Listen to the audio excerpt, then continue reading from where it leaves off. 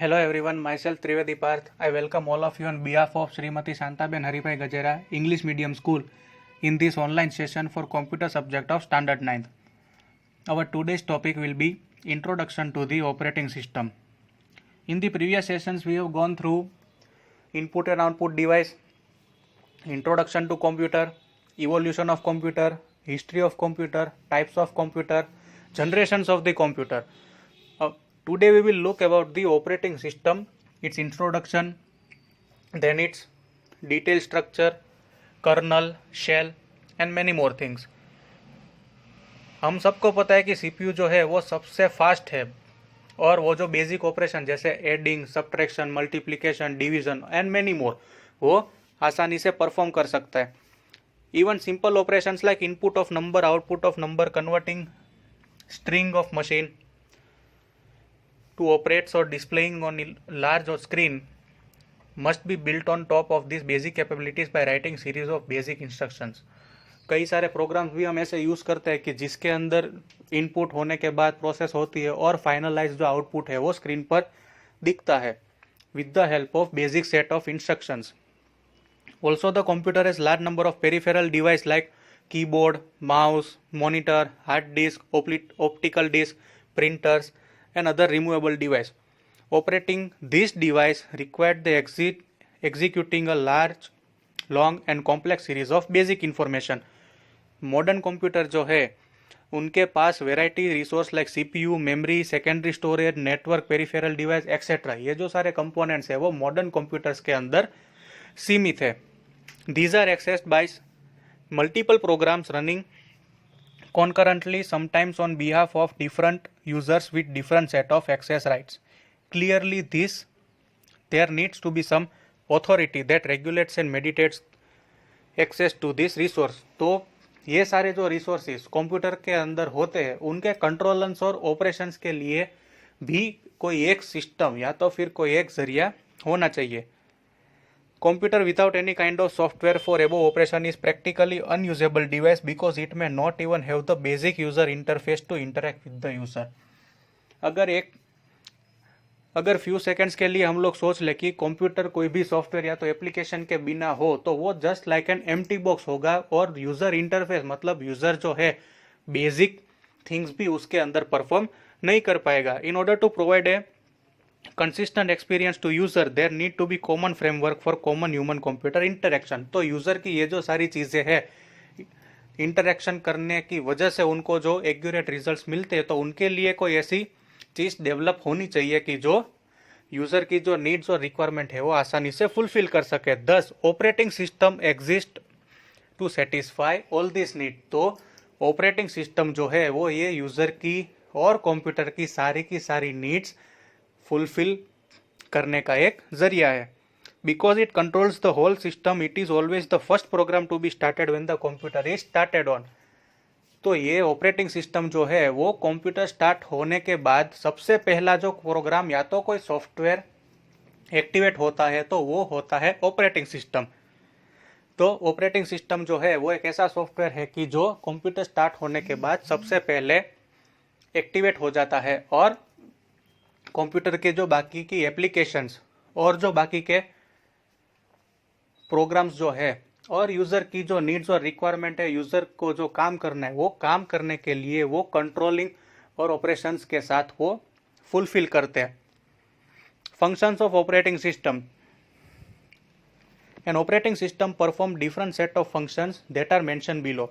तो सबसे पहले providing hardware access as a common service, controlling, regulating, supervising the resources in the computer, handling multi-purpose systems, program execution की starting और उनकी stopping, memory की controlling access, serving multiple user at the same time, providing security और providing other common service. तो one by one ये जो सारे functions है वो हम डिटेल में देखेंगे. सबसे पहले providing hardware access as a common service.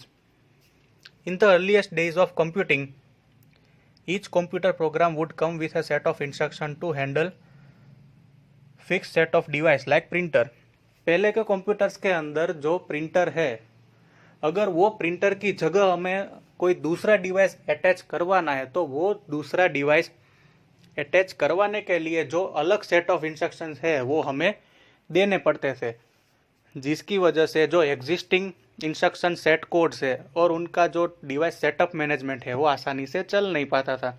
Thus, operating system started providing a common service of handling the hardware device। तो ये जो डिसएडवांटेज है जिसकी वजह से टाइम कंज्यूमिंग ज़्यादा होता था, उसके लिए ऑपरेटिंग सिस्टम ने common service of handling the hardware device, ये एक एडवांटेजियस है, वो ऑपरेटिंग सिस्टम के अपग्रेडेशन की वजह से यूज़र को मिला।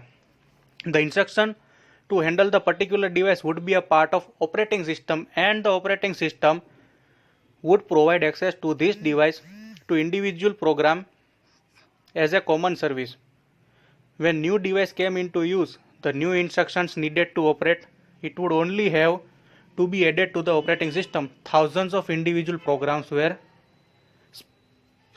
spared of any modification. Then comes controlling, regulating and supervising resources in the computer. Modern computers are far more powerful than their humble predecessors and have access to far greater amounts of resource like processing power, main memory, storage and many more parameters. As a result, they are now capable of running not just one program at a time but many programs at a time. ये upgradation और evolution की वजह से एक ही time पर more than one programs user जो है वो यूज कर सकते हैं मल्टी प्रोग्राम्स स्प्लिट स्क्रीन की मदद से। This ability is called multi-programming. This creates new issues as well. जब एक प्रोग्राम रन होता है तो वो प्रोग्राम के पास फुल एक्सेस होता है to all the resource and there is no harm in it. पर what happens when many programs are running at a time and two programs start printing the same printer at the same time or start writing the same location of the same storage medium at the same time? Obviously, access to common service must be controlled in such environment without problem. Then comes handling multiprocessor system. Computer system may have more than one CPU as well. Computer system having more than one processor is called multiprocessor system. कई बार एक से ज़्यादा अगर processor use हो तो वो कहलाता है multi processor system. Operating system for such multi processor system are considerably more complex than those design for single processor system. एक से ज़्यादा अगर प्रोसेसर यूज होते हैं तो वो जो है वो वन टाइप ऑफ कॉम्प्लेक्स बन जाता है as compare to single processor system. Then come starting and stopping of program execution. जब कंप्यूटर स्टार्ट होता है इनिशियली ऑपरेटिंग सिस्टम जो है वो रन होता है। The operating system takes the complete control. Computer start होने के बाद जैसे ही ऑपरेटिंग सिस्टम एक्टिवेट होता है तो कंप्यूटर के कंट्रोल और ऑपरेशन का कंप्लीट चार्ज जो है वो ट्रांसफर हो जाता है ऑपरेटिंग सिस्टम के ऊपर। The user interface allows the user to indicate what they want to do।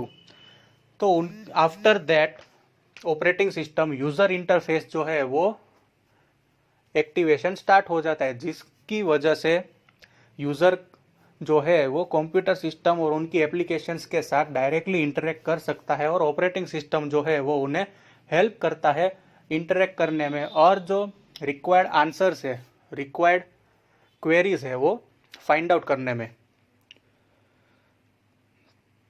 If it is required to start a program to fulfill a request, it requests the operating system to do. As the operating system has full control over the system, only the operating system can start or stop program. User की need के मुताबिक operating system के पास सारे right होते हैं कोई भी programme को स्टार्ट और स्टॉप करने के। Controlling access to memory. Main memory is the important resource for computer system because it is the only large scale form of memory that can match the speed of CPU and can be directly accessed by CPU। कोई भी programme जो है वो controlling access to memory। The main memory is an important resource for the computer system because it is the only large scale form of memory that can match the speed of CPU। Controlling access of the memory है, उनकी जो speed है वो एक ही ऐसी speed है कि जो सीपीयू की स्पीड से मैच हो जाती है और डायरेक्टली सीपीयू के साथ एक्सेस हो जाती है। Any program to be run must be load into the main memory, and any non-trivial data set to be manipulated must also be the main memory for the manipulation to occur. Hence, it is very important that this resource should be used judiciously. Process needing to get or release some amount of main memory must require the operating system to do so, and no process is permitted to access the memory not allocated by the operating system. Operating system जब तक memory को allocation नहीं देगा तब तक user अगर interface करना चाहता है तो भी वो पॉसिबल नहीं हो पाएगा। तो ये भी एक मेन रोल है ऑपरेटिंग सिस्टम का। Serving multiple user at the same time. Operating system में be design for the use by only one user at a time. With multi user actually possible to run the program many user on single computers. Multi user मतलब कि single computer के अंदर multi अगर processing करवाने हैं तो उसके लिए जो ऑपरेटिंग सिस्टम परफॉर्मेंस करते हैं, काम करते हैं with the help of their memory locations and there system advantage, तो वो कहलाता है multi user at a single time. This is useful when all the users can not provide with powerful computers and a single powerful computer must be shared among many of them. कई ऐसी जगह पर जहां पर सारे के सारे computers जो है वो एफिशिएंट नहीं होते, पर कोई एक कंप्यूटर जो है वो पावरफुल होता है, तो वो कंप्यूटर कहलाएगा multi user computer at a single time. Providing security. When multiple user are accessing the same computer, operating system must provide some level of isolation between the user so that one user can not disturb the work of another. तो ये जो disturbance create ना हो उसके लिए जो operating system function provide करते हैं तो वो है providing security. The operating system must provide a security mechanism that ensures all authorized user of resources are permitted while all attempts at unauthorized use are strictly denied. Unauthorise मतलब जहां पर भी risk हो, अगर वो चीज यूजर के ध्यान में ना आए और यूजर उन्हें यूज करना चाहते हैं तो ऑपरेटिंग सिस्टम का यह काम हो जाता है कि यूजर को वार्न करना और वो जो पर्टिकुलर प्रोसेस है वो प्रोसेस करने से उन्हें रोकना। तो यह है providing security. With the heavy use of computer networks and the internet, it is also possible to access and use computer system remotely, possibly from thousands of kilometers away. While this facility is a boon for organizations having multiple offices around the world or the employees like sales persons, managers who have traveled a lot and still need to access their office computer. Providing other common service. ये सारे functions के अलावा operating system जो है वो common service जो computer के operation easier बनाए वैसे भी सर्विसेज जो है वो ऑपरेटिंग सिस्टम्स प्रोवाइड करते हैं। Many of this service remain hidden from the user because they are used by the other programs in the computer and not by the human users directly. कई बार ये जो सारी कॉमन सर्विस है वो hidden रहती है। क्यों? क्योंकि ये जो है वो यूजर के द्वारा डायरेक्टली यूज नहीं होती, बट वो as a part of functioning होता है ऑपरेटिंग सिस्टम के अंदर। Operating system also often come with some companion programs that are small and simple yet useful to most of users of the computer. कई बार कई ऐसे छोटे प्रोग्राम्स होते हैं जो कई सारे यूजर्स के लिए वो नॉट यूजफुल होते हैं, but it is a part of operating system की आगे जाकर कहीं ना कहीं पर वो जो पर्टिकुलर छोटे प्रोग्राम्स है वो भी यूजर के लिए इंपॉर्टेंट हो जाए। These include a utility to explore the information stored on the computer, basic text editor, calculator, view edit image, programs to play audio video, web browser, surfing internet, etc. ये सारे ऐसे programmes है कि अगर day to day life में use ना हो पर कहीं ना कहीं पर यूजर की नीड और रिक्वायरमेंट इस सारे प्रोग्राम्स पर भी चली जाती है। Typical components of operating system. In this section, we briefly discuss the components typically associated with the operating system and the full environment surrounding of the operating system. ये जो सेक्शन है वो ऑपरेटिंग सिस्टम के जो components है वो components के बारे में डील करेंगे, जिसके अंदर सबसे पहले है the device driver. At the lowest level is the raw hardware of computer.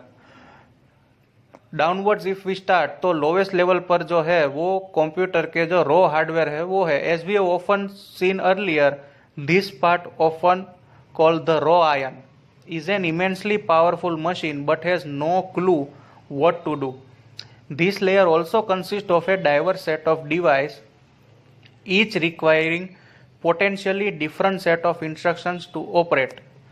तो डिवाइस ड्राइवर जो है वो जैसे जैसे उन्हें डिफरेंट सेट्स ऑफ इंस्ट्रक्शंस मिलते जाते हैं वैसे वैसे वो जो है वो ऑपरेटिंग सिस्टम के लिए और यूज़र के लिए जो है वो अपना काम परफॉर्म करने में सक्षम हो जाता है, ना कि कोई पर्टिकुलर सिंगल एक सेट ऑफ इंस्ट्रक्शन जो हर जगह पर यूज हो।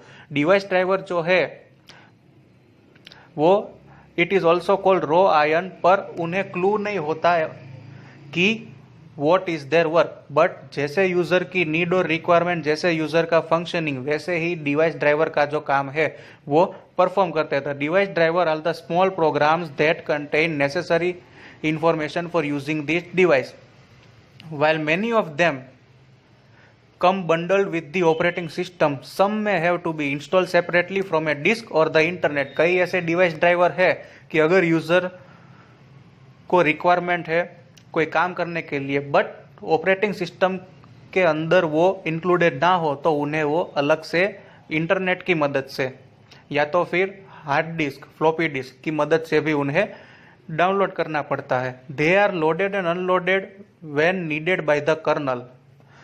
तो कर्नल को जब जरूरत पड़े तब वो as per its need download और अपलोड वो करना पड़ता है। The kernel uses them for operating and controlling the hardware.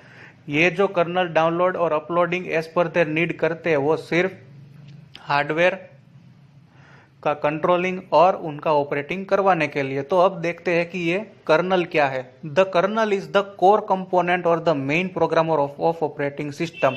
Colonel जो है वो ऑपरेटिंग सिस्टम का मेन प्रोग्राम है। Traditional kernel performs all the key function of operating system including detecting new hardware when attach and loading appropriate device driver to access it, accessing and controlling all hardware device,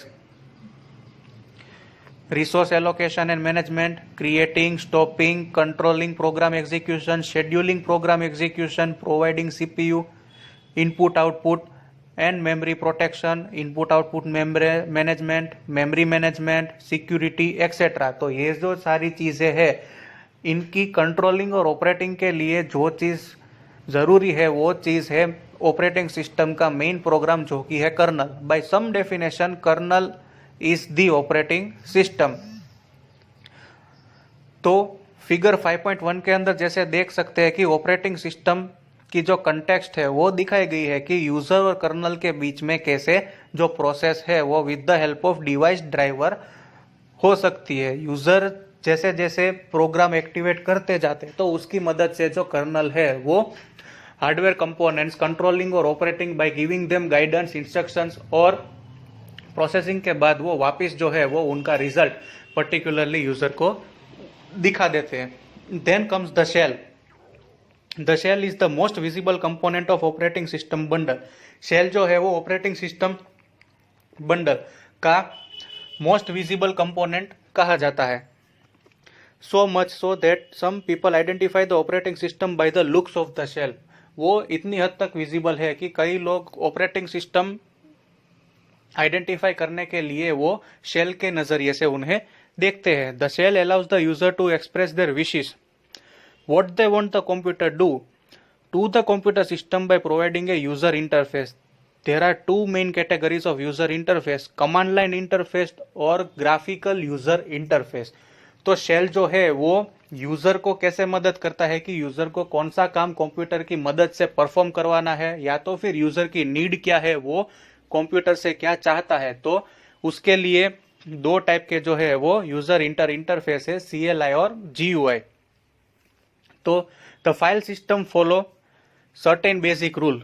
each file system है single root directory that is starting point of the file system. हर एक directory file system के अंदर जो है वो number of objects रखते हैं जिनके अंदर कई के यूनिक नेम या तो फिर डिफरेंस नेम भी जो है वो हो सकते हैं। Thus there can never be two objects with the same name in the same directory. एक डायरेक्टरी के अंदर सेम नेम के दो जो ऑब्जेक्ट्स है वो कभी भी सेव नहीं हो सकते। However two different direction can have two different object at the same time. A blank disk initially contains no file system. The initial blank file system structure is created by operation known as formatting the disk.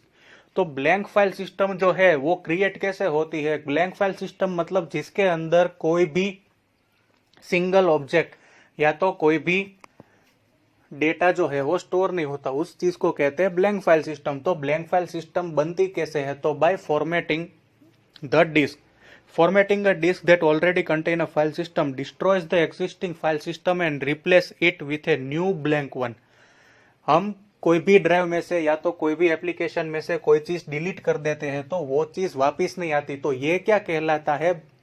Blank file system. मतलब कि जो चीज exist होती थी particular drive या तो disc पर, वो यूजर को जब काम खत्म हो जाए या तो फिर अब उसकी जरूरत नहीं होती, तो तब जो यूजर है वो उन्हें निकाल देते हैं और जो पर्टिकुलर स्पेस है वो रिमूव मतलब एम्प्टी कर देते हैं। तो ये चीज कहलाती है ब्लैंक फाइल सिस्टम। अब file system of Linux operating system, तो हमने जैसे Microsoft word, Microsoft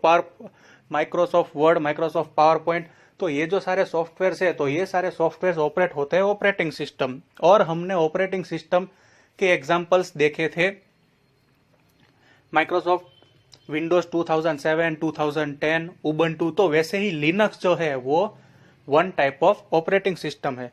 Linux generally uses some version of the extended file system.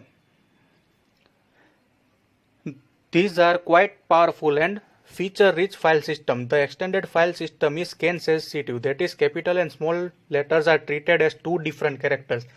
Linux operating system के अंदर अगर कैपिटल लेटर्स या तो स्मॉल लेटर्स के अंदर लिखावट हुई है तो वो दो डिफरेंट कैरेक्टर्स के जैसे उन्हें ट्रीट किया जाता है। The concept of using the extension part of the file name is to signify its type is not mandatory and is weakly used। USB flash disk and memory cards used with mobile phones usually come formatted with FAT system file, but the former can be reformed as NTFS to obtain the benefits of performance and some security। USB flash drive, memory card जो है वो fat system के साथ आते हैं, पर as per user need उसका जो एक्सटेंशन है वो भी आगे जाके चेंज हो सकता है। All other things are changeable and hands are just auxiliary accessories। Users often mistakenly associate a particular user experience with particular operating system, but they forget that user experience is provided by the shell and the shell is changeable। तो operating system के अंदर जब काम करते हैं तो जो भी कोई एक्सपीरियंस यूजर करते हैं या तो फिर चेंजेस करते हैं, तो वो उन्हें पता होना चाहिए कि ये जो मॉडिफिकेशंस और जो एडिटिंग यूजर कर रहे हैं वो सिर्फ और सिर्फ शेल की मदद से with the help of operating system as well as GUI graphic user interface, इन चीजों की मदद से ये मुमकिन हो पाता है। We will not be able to differentiate between these screens to a larger extent। Here the upper two screen Windows system and the next were taken by the Linux system। तो ये जो डिफरेंशिएट है Linux system और Windows system, इनके जो अगर screenshots हम देखें तो इनमें हम डिफरेंशिएट कई हद तक नहीं कर पा सकते। क्यों? क्योंकि दोनों विंडोज सिस्टम और जो Linux system they are the parts of operating system. इनके अंदर बेसिक डिफरेंस सिर्फ इनके फीचर्स के होते हैं और जो मेजर या तो फिर हम कह सकते हैं कि बहुत ही अलग वर्जन वो नहीं होता। सिर्फ advantageous feature of particular software or the applications are being seen in both of these operating system। Different categories of computing device and operating system for them। तो सबसे पहले देखते हैं super computers. Largest and the most powerful computers ever built are known as super computers। These are computers that can perform millions of billions of floating point operations per second। Example के तौर पर देखें तो नवंबर 2011 Japan का जो के super computer, जो figure में हम देखेंगे, became the first super computer in the world to be able to perform 10 petaflops. उसका meaning floating point operation per second, 10⁻16। India is one of the few countries in the world to have develop her own super computers. Such computers are used on some of the most complex and compute intensive problems in the world, जैसे कि weather forecasting के लिए, nuclear test, simulation, molecular modelling etcetera. इन सारी चीजों के लिए complex processes के लिए जो सुपर कंप्यूटर्स है वो यूज होते हैं। The operating system typically used and the variants of the lightweight kernel like CNL at individual node level while using Linux variant for managing the overall operation। तो इनके लिए जो है वो Linux ऑपरेटिंग सॉफ्टवेयर है वो suitable रहता है। Then comes the mainframe computer। The next class of computer is called mainframe। These are used in the government and corporate environments where apart high performance, very high level of reliability and compatibility with existing mainframe based software are the key aspects. तो main frame computers है वो government या तो फिर corporate environment जहां पर high performance के अलावा हाई लेवल ऑफ रिलायबिलिटी और कंपेटेबिलिटी मेन फ्रेम बेस्ड के साथ रिक्वायरमेंट हो, वहां पर मेन फ्रेम कंप्यूटर्स जो है वो यूज होते हैं। This the very high level of reliability and availability are achieve by providing multiple redundant components for every aspects of machine so that अगर एक कंपोनेंट फेल हो जाता है तो अनदर आइडेंटिकल कंपोनेंट जो है वो फेलियर वाले कंपोनेंट की रिस्पॉन्सिबिलिटी उठाकर कंप्यूटर का जो वर्क है वो स्टॉप नहीं होने देता और यूजर की जो लिंक है वो ब्रेक नहीं हो सकती। तो ऐसे जो कंप्यूटर्स है वो कहलाते हैं main frame computers. The duplication goes from CPU all the way down to power supply and even the cooling fans। This makes these machines run continuously for years without any problems। तो main frame computers जो है वो user का काम कभी भी रुक ना पाए, वैसी रिक्वायरमेंट के अंदर अगर यूजर को कोई कंप्यूटर्स यूज करने हैं तो उसके लिए है मेन फ्रेम कंप्यूटर्स। तो ये जो हमने बात की वो ये जो इमेज थी वो इमेज थी सुपर कंप्यूटर्स और मेन फ्रेम कंप्यूटर्स जो